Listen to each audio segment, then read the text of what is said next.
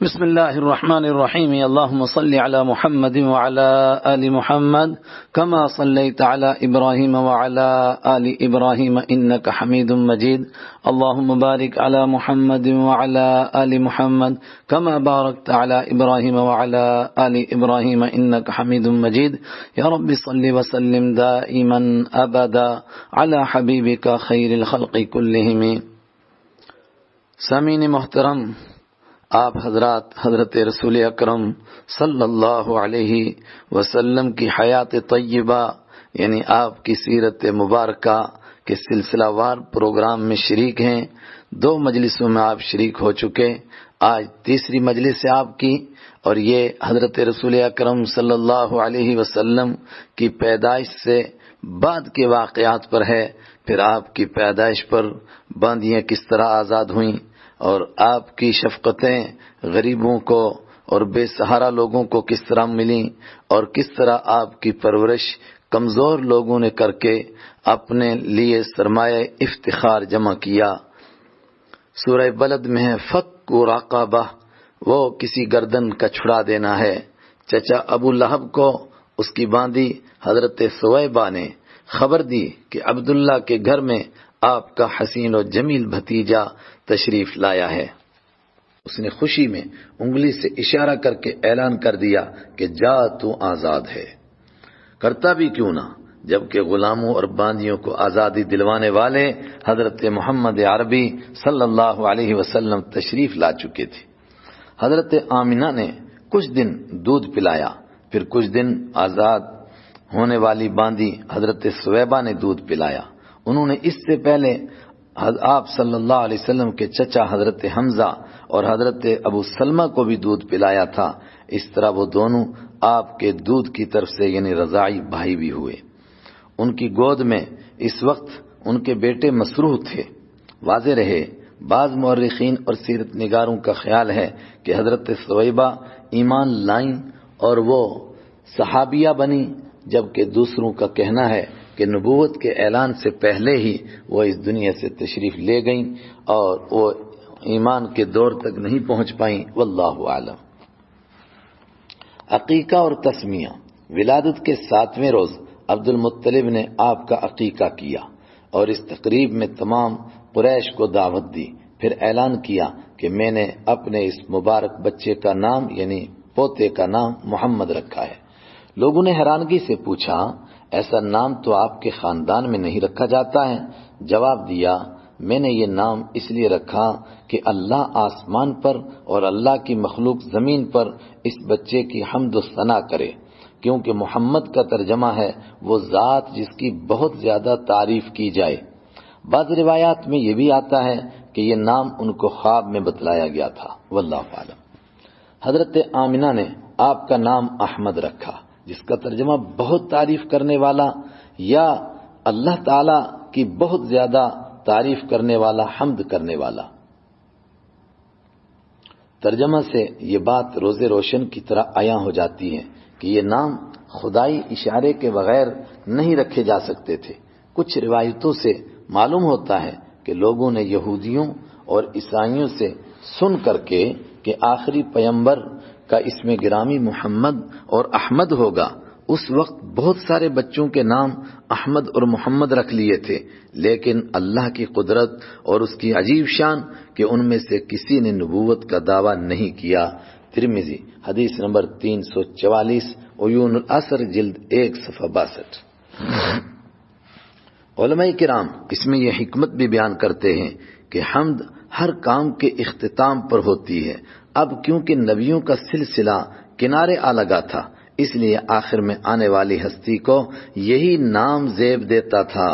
اس نام میں مبارک کا یہ کمال تھا کہ جب اندھیرے کے پجاری اس چراغ کو گل کرنے کے واسطے جھوٹی بدنامی کرتے تھے، اس وقت بھی وہ نام لیتے وقت تعریف کرنے پر مجبور ہو جاتے تھے. یعنی جب نام لیتے تھے تو محمد کہتے تھے، اس سے خود بخود آپ کی تعریف کا پہلو سامنے آتا تھا. رحمت والے کی رحمتیں بنو سعد میں. اللہ تعالیٰ ہی اپنے رازوں کو جانتے ہیں کہ اس نے اپنے پیارے نبی محمد صلی اللہ علیہ وسلم کو وہاں پیدا فرمایا جہاں ساری دنیا سے الگ ہی یہ رواج تھا کہ بڑے اور اونچے گھرانے کے لوگ اپنے بچوں کو دودھ پلانے کے لیے مکہ مکرمہ سے باہر کسی گاؤں یا دیہات میں بھیج دیتے تھے تاکہ بچہ اصلی عربی تہذیب، اصل عربی زبان سیکھ سکے، نیز صاف ستھرے ہوا میں اس کی اچھی طرح پرورش ہو سکے۔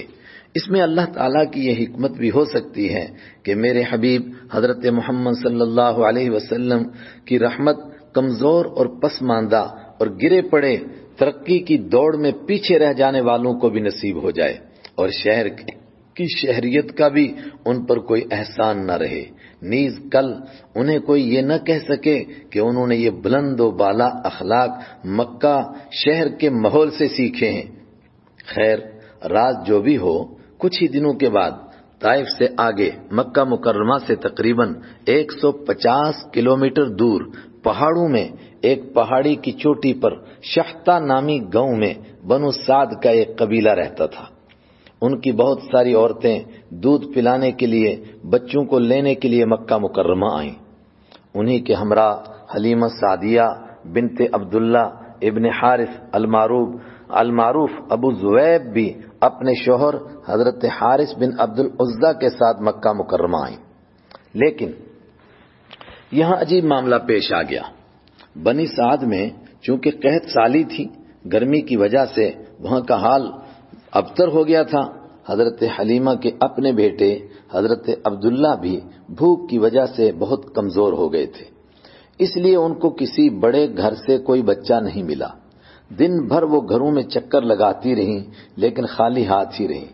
ادھر حضرت رحمت عالم صلی اللہ علیہ وسلم کو بہت ساری عورتوں نے کئی مرتبہ دیکھا، بلکہ حضرت حلیمہ نے بھی دیکھا، بہت پیارے لگے، دل نے بھی بہت چاہا، لیکن ہائے دنیا کی لالچ، ایک تو یتیم ہیں، دوسرے حضرت عبداللہ بے شک سردار مکہ ہیں، لیکن سردار مکہ ہونے کے باوجود مالی حالت ان کی بہت کمزور ہے۔ پھر مزدوری کہاں سے حاصل ہوگی؟ یعنی محنتانہ دودھ پلانے کا کس سے لیں گے؟ اس لیے سب نے ہاتھ کھینچ لیا، یا یوں کہہ لیجئے کہ اللہ تعالیٰ نے ان کو محروم کر دیا کیونکہ ان کی نظر دنیا کے مال پر تھی۔ شام کے وقت حضرت حلیمہ سعدیہ نے عاجز آ کر اپنے شوہر سے کہا، کیوں نہ ہم وہ یتیم بچہ ہی لے لیں؟ حاصل تو کچھ بھی نہیں ہوگا، مزدوری تو ملے گی نہیں، لیکن خالی ہاتھ واپس جانا اچھا نہیں لگتا۔ حارث نے کہا، بہت اچھا۔ اس طرح حضرت حلیمہ کو ان کا غریب ہونا کام آ گیا اور ان کی گود میں دنیا جہاں کی ساری دولت آ گئی۔ سبحان اللہ، قسمت اپنی اپنی، مقدر اپنا اپنا۔ حضرت حلیمہ سعدیہ فرماتی ہیں، میرے پاس سواری کے لیے ایک سفید لاغر اور دبلی گدھی اور ایک اونٹنی تھی، جس کا حال یہ تھا کہ ایک قطرہ دودھ کا نہیں نکلتا تھا، جس کی لاغری کا میری سہیلیاں مجھے بار بار تانا دیتی تھیں۔ اب یہ قسمتوں اور برکتوں والا ایسا بچہ لیا کہ پورا معاملہ ہی بدل گیا۔ وہ فرماتی ہیں کہ میری چھاتیاں بالکل خشک تھیں، وہ دودھ سے بھر آئیں، اتنا دودھ آ گیا کہ آپ صلی اللہ علیہ وسلم بھی سیر ہو گئے اور آپ کا رضاعی بھائی بھی سیر ہو گیا، یعنی جو ان کا اپنا بچہ تھا پہلے سے ان کی گود میں تھا، اور صبح تک آرام سے سوئے رہے۔ میری لاغر گدھی اور اونٹنی اب تیز رفتار ہو گئیں، تھامے نہیں تھمتی۔ میری سہیلیوں نے پوچھا، حلیمہ تو نے سواری بدل تو نہیں لی؟ دراصل سواری تو وہی تھی لیکن سوار بدل چکا تھا۔ اونٹنی کا دودھ دوہنے کے لیے اٹھے تو کیا دیکھتے ہیں کہ تھن دودھ سے بھرے ہوئے ہیں، سارے برتن دودھ سے بھر گئے لیکن دودھ تھنوں سے ختم نہیں ہو رہا تھا۔ میرے شوہر نے مجھ سے کہا، حلیمہ خوب سمجھ لے، خدا کی قسم تو نے بہت ہی مبارک بچہ لیا ہے۔ میں نے کہا، مجھے بھی اللہ تعالیٰ سے یہی امید ہے۔ ہم اسی طرح اپنے گاؤں میں پہنچ گئے، میرا گھر بھی رحمتوں اور برکتوں سے پر ہو گیا۔ میری بکریاں جب شام کو چراگاہ سے واپس آتی تو دودھ سے بھری ہوئی ہوتی اور دوسروں کی بکریاں بالکل بھوکی آتی، تھنوں میں ایک قطرہ دودھ بھی نہ ہوتا۔ یہ دیکھ کر لوگوں نے اپنے چرواہوں سے کہا کہ تم بھی اسی جگہ چرایا کرو جہاں حلیمہ کی بکریاں چرتی ہیں۔ چنانچہ ایسا ہی کیا گیا، مگر پھر بھی یہی ہوا کہ شام کو حلیمہ کی بکریاں پیٹ بھری ہوئی دودھ سے لبریز ہو کر آتی اور دوسری بکریاں بھوکی واپس آتی، تھنوں میں دودھ کا ایک قطرہ بھی نہ ہوتا۔ پھر وہ چرواہوں کو ڈانٹتے، لیکن ان کو حقیقت کا کیا علم تھا۔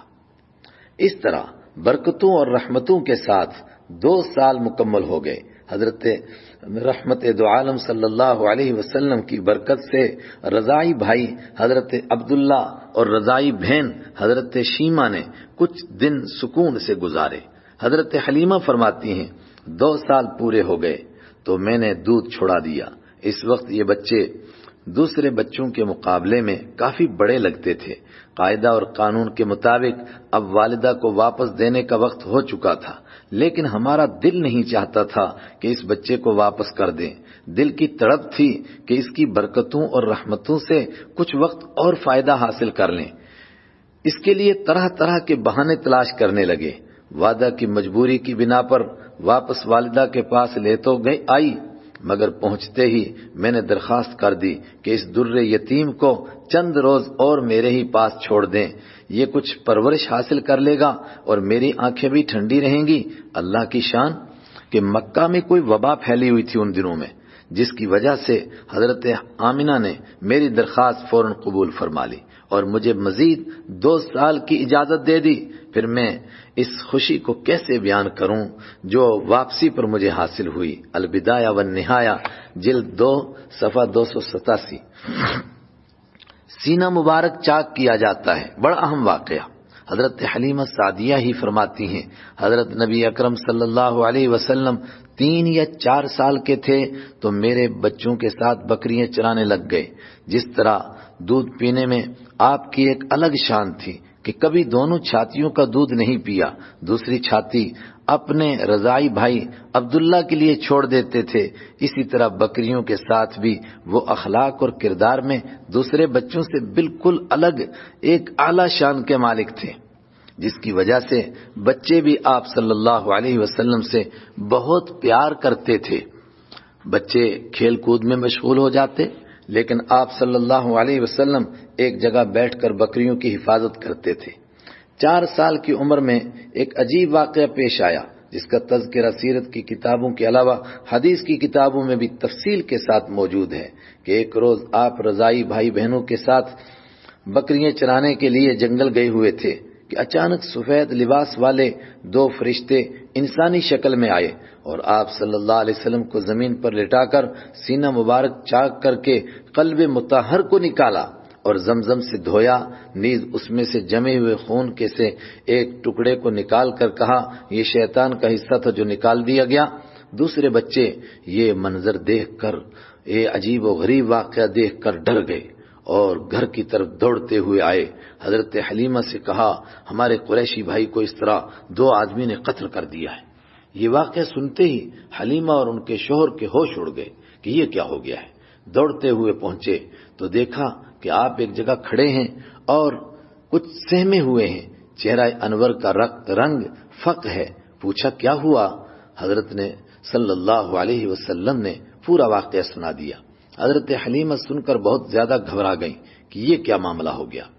دونوں نے مشورہ کر کے یہ فیصلہ کیا کہ نہ چاہتے ہوئے بھی اب اس مبارک ہستی کو والدہ کے سپرد کرنا ضروری ہو گیا ہے۔ حضرت حلیمہ اور ان کے شوہر نبی اکرم صلی اللہ علیہ وسلم کو لے کر ڈرتے ڈرتے مکہ پہنچ گئے۔ حضرت آمنہ کو پورا قصہ سنایا۔ انہوں نے بڑے اطمینان کے ساتھ فرمایا میرے اس بچے کی کچھ شان ہی نرالی ہے، میں تو پہلے دن سے ہی اس طرح کی بہت حیرت ناک باتیں دیکھتی رہی ہوں، آپ پریشان نہ ہوں، اللہ پر چھوڑ دیں۔ ابن ہشام جلد 1 صفحہ 185۔ یہ ایک ڈر تھا جس کی بنا پر حضرت حلیمہ نبی اکرم صلی اللہ علیہ وسلم کو مکہ واپس لانے پر مجبور ہو گئیں، ورنہ جو برکتیں انہوں نے 4 سال میں اپنی آنکھوں سے دیکھی تھیں ان کے بعد وہ واپس کب کرتی۔ اس طرح 4 سال کی عمر میں کائنات کے سردار، نبیوں کے امام، رحمت للعالمین صلی اللہ علیہ وسلم اپنی ماں کی آنکھوں کو ٹھنڈک پہنچانے کے لیے ماں کی ٹھنڈی چھاؤں میں آ گئے، لیکن اللہ تعالیٰ کو کچھ اور ہی منظور تھا۔ ابھی 2 سال ہی گزرے تھے کہ والدہ محترمہ حضرت آمنہ کو خیال آیا کہ ان رشتہ داروں سے تو کئی بار ملاقات ہو چکی ہے اور انہوں نے آپ کی زیارت کر کے بہرحال اپنی آنکھیں ٹھنڈی کی، لیکن آپ کے دادا عبد المطلب کا ننھیال آرزو مند ہے، اور کچھ مورخین لکھتے ہیں کہ در حقیقت ان کو اپنے شوہر کی بہت یاد آ رہی تھی، وہ ان کی قبر پر جانا چاہتی تھی۔ بات جو بھی ہو، 6 سال کی عمر مبارک میں حضرت آمنہ نے اپنے لاڈلے چاند کو مدینہ لے جانے کا فیصلہ کر لیا۔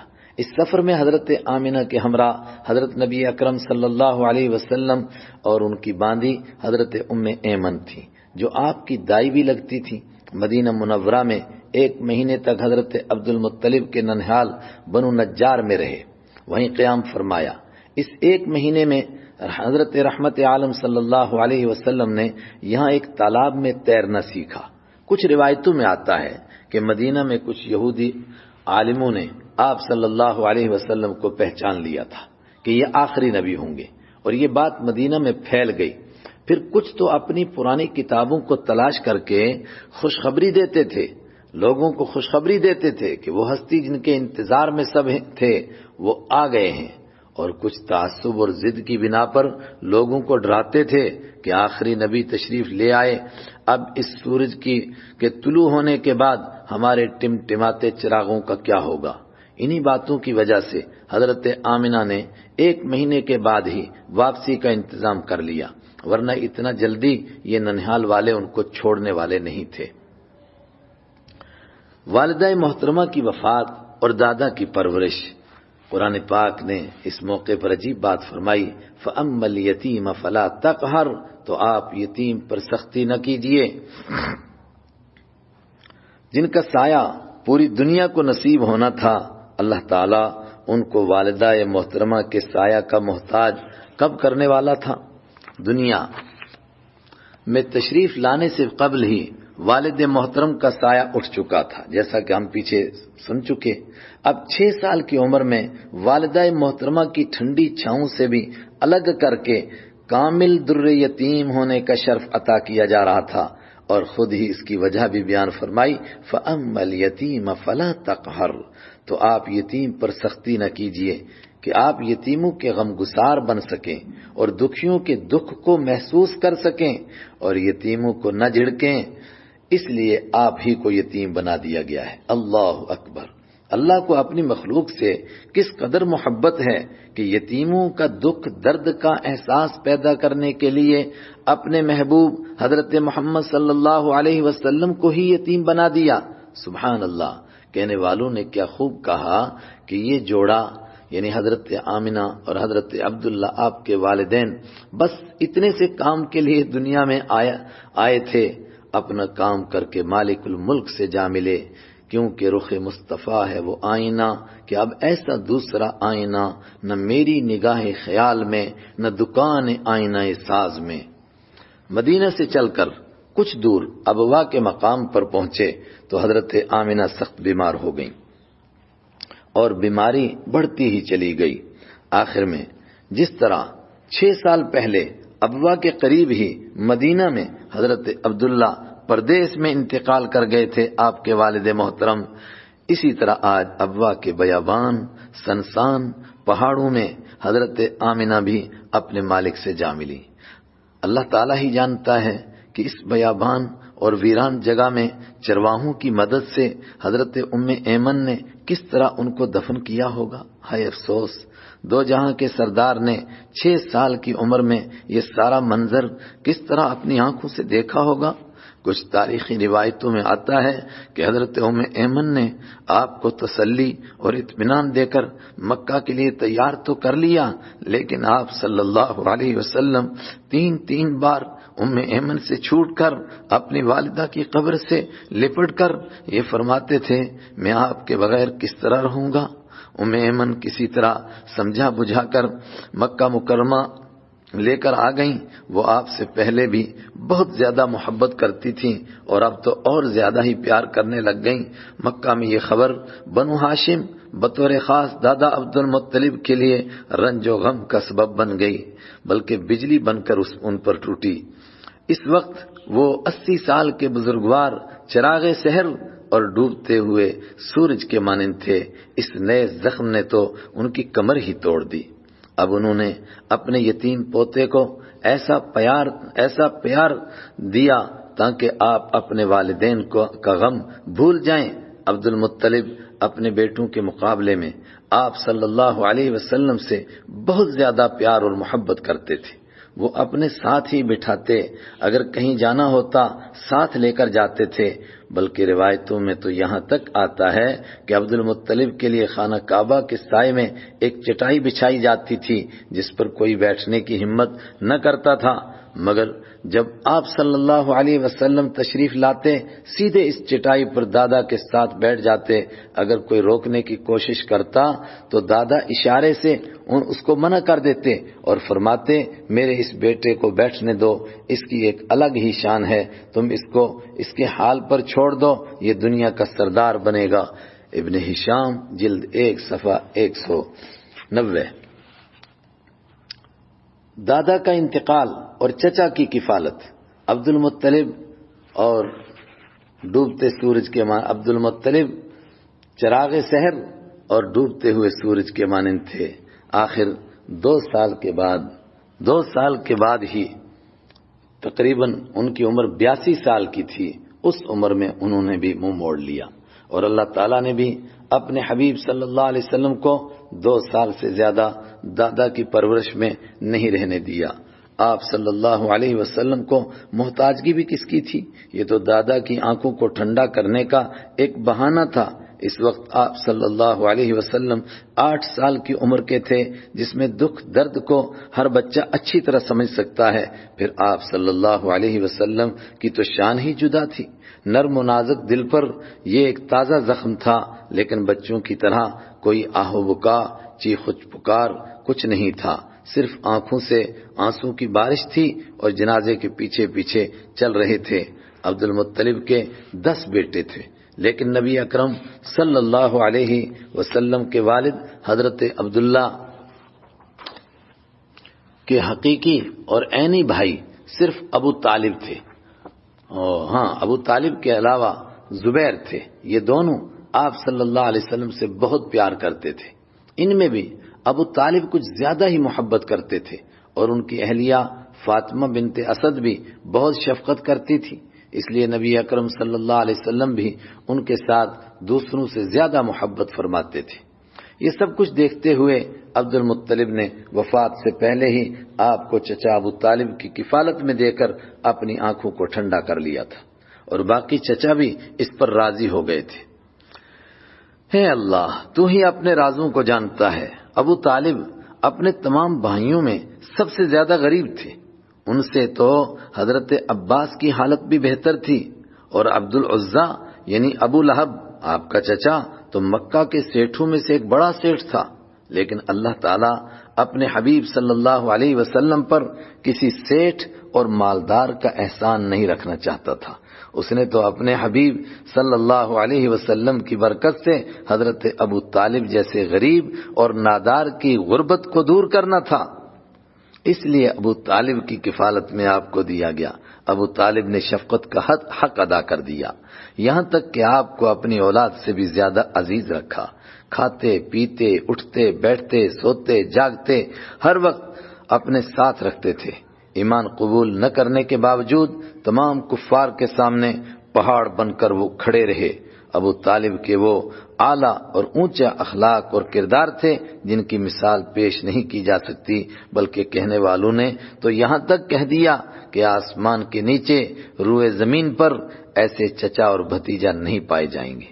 لیکن حقیقت میں ابو طالب آپ صلی اللہ علیہ وسلم کی کیا کفالت کرتے، بلکہ آپ صلی اللہ علیہ وسلم کی برکتیں ان کو نصیب ہو گئی تھی۔ چنانچہ چچا کا بوجھ اپنے سر، اس میں کوئی شک نہیں کہ چچا ابو طالب نے اپنے والد عبد المطلب کی وصیت اور تاکید کو پورا کرتے ہوئے شفقتوں، مہربانیوں اور پیار کرنے کی حد ہی ختم کر دی تھی۔ وہ کبھی بھی برداشت نہیں کر سکتے تھے کہ ان کے چاند پر کسی چیز کا سایہ بھی پڑے، لیکن آپ صلی اللہ علیہ وسلم کی غیرت و خودداری اپنا بوجھ چچا پر کب برداشت کر سکتی تھی؟ بس 10 سال کی عمر میں حضور صلی اللہ علیہ وسلم نے چچا ابو طالب کی کمزور حالت دیکھتے ہوئے کچھ پیسوں پر مکہ کے لوگوں کی بکریاں چرانی شروع کر لیں۔ کچھ ہی دنوں میں اپنی محنت کا ایسا ثبوت پیش کیا کہ مکہ کے لوگ اپنے چرواہوں کو بھول گئے اور سفارش کروا کر آپ صلی اللہ علیہ وسلم کو بکریاں دینے کی کوشش کرنے لگ گئے۔ اسی طرح نبی اکرم صلی اللہ علیہ وسلم نے چچا کا بوجھ بھی اپنے سر لے لیا، یا یہ کہیے کہ یہ بکریاں چرانا نہیں تھا بلکہ اللہ تعالیٰ کی طرف سے یہ دنیا جہان کو سنبھالنے اور سارے جہان کو اپنے مدار پر لانے، یعنی سیدھے راستے پر چلانے کا طریقہ سکھانے کا انتظام ہو رہا تھا، اور بکریاں چرانے کے ذریعے اس کی عملی مشق کروائی جا رہی تھی۔ نبوت کے اعلان کے بعد آپ صلی اللہ علیہ وسلم کبھی کبھی بکریاں چرانے کے اس زمانے کو یاد فرما کر اپنے دل کو ہلکا کیا کرتے تھے۔ ایک بار صحابہ کرام کی ایک جماعت کے ساتھ ایک جنگل میں تشریف لے گئے تو فرمایا، بیریوں میں سے جو سیاہ ہوں، کالی ہوں، وہ پکی ہوئی اور میٹھی ہوتی ہیں، وہ کھاؤ۔ مجھے یہ تجربہ بکریاں چراتے ہوئے ہوا تھا۔ طبقات ابن سعد اور بخاری روایت نمبر 2207۔ ایک بار آنکھ کے درد پر ایک جنگلی جڑی کا تذکرہ فرمایا کہ میں نے بکریاں چراتے ہوئے دیکھی تھی۔ صحابہ کرام نے حیران ہو کر عرض کیا، حضرت آپ صلی اللہ علیہ وسلم نے بھی بکریاں چرائی ہیں؟ آپ صلی اللہ علیہ وسلم نے فرمایا، کوئی نبی ایسا نہیں گزرا جس نے بکریاں نہ چرائی ہوں۔ فتح الباری جلد 4 صفحہ 464۔ شام کا سفر اور بحیرہ راہب سے ملاقات۔ پیچھے یہ بات آ چکی ہے کہ مکہ کے لوگ 2 تجارتی سفر کیا کرتے تھے، ایک یمن کی جانب، دوسرا شام کی جانب۔ ان کی معیشت کا نظام انہی 2 سفروں پر چلتا تھا۔ حضرت نبی اکرم صلی اللہ علیہ وسلم کی عمر مبارک تقریباً 12 سال کی ہوگی کہ چچا ابو طالب نے دوسرے مسافروں کے ساتھ شام کے سفر کا پختہ ارادہ کر لیا۔ ابو طالب سفر کی مشقتوں، مصیبتوں سے بخوبی واقف تھے، اس لیے وہ بچوں میں سے کسی کو اپنے ساتھ نہیں لے جا رہے تھے، اور اپنے بھتیجے کی تو وہ معمولی سی پریشانی بھی برداشت نہیں کر سکتے تھے۔ لیکن جب نبی اکرم صلی اللہ علیہ وسلم کو معلوم ہوا تو آپ بضد ہو گئے کہ مجھے بھی اپنے ساتھ لے چلو۔ مطلب یہ تھا کہ اس طرح چچا کا بوجھ تھوڑا کم ہو جائے گا۔ چچا بھی اپنے بھتیجے کا دل ٹوٹتے ہوئے کب دیکھ سکتے تھے۔ آخر انہوں نے حضرت نبی اکرم صلی اللہ علیہ وسلم کو اجازت دے دی تو آپ خوش ہو گئے۔ دراصل ابو طالب اپنے بھتیجے میں کچھ ایسی اعلیٰ کردار کی باتیں دیکھتے تھے جو اس عمر کے بچوں میں بالکل نہیں پائی جاتی ہیں۔ بچوں کا کام کھیل کود، آپس میں لڑائی جھگڑا ہوتا ہے، بلکہ کئی مرتبہ آپس میں گالی گلوچ بھی ہو جاتی ہے، مگر ان کے بھتیجے میں ایسی کوئی بات وہ سوچ بھی نہیں سکتے تھے۔ ہمیشہ بچوں سے الگ تھلگ خاموش مزاجی کے ساتھ رہنا، چھوٹوں سے بہت پیار اور محبت اور شفقت سے پیش آنا، اور بڑوں کے ساتھ ادب اور احترام سے بات کرنا آپ صلی اللہ علیہ وسلم کی پیاری عادت شریفہ تھی۔ بڑے لوگوں کی طرح عقل مندی کی باتیں کرتے تھے، اسی لیے ابو طالب آپ کے ساتھ صرف پیار ہی نہیں کرتے تھے بلکہ بڑوں کی طرح عزت و احترام کے ساتھ پیش آتے تھے۔ نبی کریم صلی اللہ علیہ وسلم سے ایسے گفتگو فرماتے تھے جیسے کسی بڑے تجربہ کار آدمی سے مشورہ کر رہے ہوں۔ خیر، یہ تجارتی قافلہ مکہ سے نکل کر پڑاؤ کرتے کرتے کئی دنوں کے بعد عرب کی سرحد عبور کر کے شام کے سرحدی شہر بصرہ میں داخل ہو گیا۔ یہ وہی شہر ہے جس کو حضرت آمنہ نے حضرت رحمت عالم صلی اللہ علیہ وسلم کی پیدائش کے وقت چمکتے ہوئے دیکھا تھا۔ وہاں قافلے نے عیسائیوں کے گرجا گھر کے قریب پڑاؤ ڈالا۔ سفر سے تھکے ہوئے لوگ جلدی سے آرام کے لیے لیٹ گئے۔ اس کلیسا میں عیسائیوں کے ایک بہت بڑے مذہبی پیشوا اور عالم بحیرہ راہب رہتے تھے، جن کا نام بعض حضرات نے جرجیس لکھا ہے۔ انہوں نے قافلے میں کچھ عجیب و غریب باتیں دیکھی۔ انہوں نے دیکھا کہ قافلے میں ایک نوجوان کے ساتھ سایہ چل رہا ہے، اور جب وہ ایک درخت کے نیچے بیٹھے تو سایہ بھی انہی کے اوپر ٹھہر گیا۔ تھوڑی ہی دیر کے بعد بحیرہ کا ایک قاصد ان کے پاس دعوت کا پیغام لے کر آ گیا۔ قریشیوں کو اس دعوت پر بڑی حیرانگی ہوئی کہ ہم تو یہاں بہت دفعہ ٹھہرے ہیں مگر بحیرہ کبھی توجہ نہیں کرتا تھا، آج اس نے کیوں دعوت کی ہے؟ غرض یہی سوچتے ہوئے سب قافلے والے عبادت گاہ میں راہب کے پاس پہنچ گئے، مگر انہوں نے حضور اکرم صلی اللہ علیہ وسلم کو بچہ سمجھ کر پڑاؤ میں ہی رہنے دیا۔ بحیرہ راہب نے سب کو گہری نظر سے دیکھ کر کہا، بھائیو، سب کی دعوت تھی، پیچھے کون رہ گیا ہے؟ جواب دیا، ہم سب ہی آ گئے ہیں، صرف ایک کم عمر بچے کو چھوڑ آئے ہیں۔ اس نے کہا، نہیں، ان کو بھی لے کر کے آؤ۔ حضور اکرم صلی اللہ علیہ وسلم کے تایا حارث فوراً آپ صلی اللہ علیہ وسلم کو لے کر آ گئے۔ بحیرہ راہب آپ صلی اللہ علیہ وسلم کو برابر تجسس کی نگاہوں سے دیکھنے لگ گیا۔ جب سب لوگ کھانا کھا کر واپس جانے لگے تو اس نے نبی کریم صلی اللہ علیہ وسلم اور آپ کے چچا ابو طالب کو روک لیا۔ پھر اس نے آپ صلی اللہ علیہ وسلم کے دونوں کندھوں کے درمیان مہر نبوت کی زیارت کی اور بوسہ دیا، یعنی وہی انڈے کی مانے کے برابر تھوڑا سا اٹھا ہوا گوشت۔ پھر ابو طالب کی طرف متوجہ ہو کر پوچھا، یہ بچہ آپ کا کیا لگتا ہے؟ انہوں نے کہا، یہ میرا بیٹا ہے۔ بحیرہ نے انکار میں گردن ہلا کر کہا، نہیں، یہ تو ہو ہی نہیں سکتا۔ ابو طالب نے کہا، یہ مجھے بچوں سے زیادہ پیارے ہیں لیکن حقیقت میں بھتیجے ہیں۔ ان کے والد کا انتقال اس وقت ہو چکا جب یہ اپنی ماں کے پیٹ میں تھے۔ اس نے کہا، بالکل ٹھیک ہے۔ پھر اس نے اسی طرح بہت ساری باتیں پوچھیں اور ہر بات پر ہاں میں سر ہلاتا رہا کہ ہاں ایسا ہی ہے۔ آخر میں اس نے کہا، میں نے ان میں وہ تمام نشانیاں دیکھی ہیں جو آخری پیغمبر کی خاص نشانیاں ہیں، اور مجھے پورا یقین ہے کہ یہی آخری نبی ہیں جن کے انتظار میں اس وقت پوری دنیا ہے، جن کی خوشخبری دیتے دیتے اور جن کی آرزو میں تڑپتے تڑپتے بڑے بڑے نبی چل بسے ہیں۔ مجھے ڈر ہے کہ اگر آپ ان کو آگے ملک شام لے جائیں گے تو یہودی عالم ان کو پہچان لیں گے اور ضد اور حسد کی بنا پر کہیں ان کو قتل کرنے کے منصوبے نہ بنانے لگیں، کیونکہ ان کو اس سورج کی روشنی میں اپنے چراغ بجھتے ہوئے دکھائی دیں گے۔ اور آخر میں کہا کہ میں نے تمہیں نصیحت کر کے اپنا فرض پورا کر دیا ہے، آگے آپ کی مرضی۔ ایک روایت میں ہے، ابو طالب نے بحیرہ راہب سے پوچھا، آپ کو ان کے آخری نبی ہونے کا علم کیسے ہوا؟ اس نے کہا، ایک تو جس وقت آپ ٹھہرنے کے لیے اترے تھے تو میں نے دیکھا کہ اس وقت سارے درخت اور پتھر ان کے سامنے جھک کر کے سجدہ کر رہے تھے، اور یہ بات نبی کے سوا، نبی کے علاوہ کسی کے لیے ممکن نہیں ہے۔ دوسرے، میں نے دونوں کندھوں کے درمیان مہر نبوت دیکھ کر پہچان لیا ہے، یہ خاص آخری پیغمبر کی علامت ہے۔ مشہور روایت کے مطابق ابو طالب نے اس کا مشورہ مان لیا اور یہیں سے آپ صلی اللہ علیہ وسلم کو لے کر واپس مکہ آ گئے۔ البدایہ والنہایہ جلد 2 صفحہ 299۔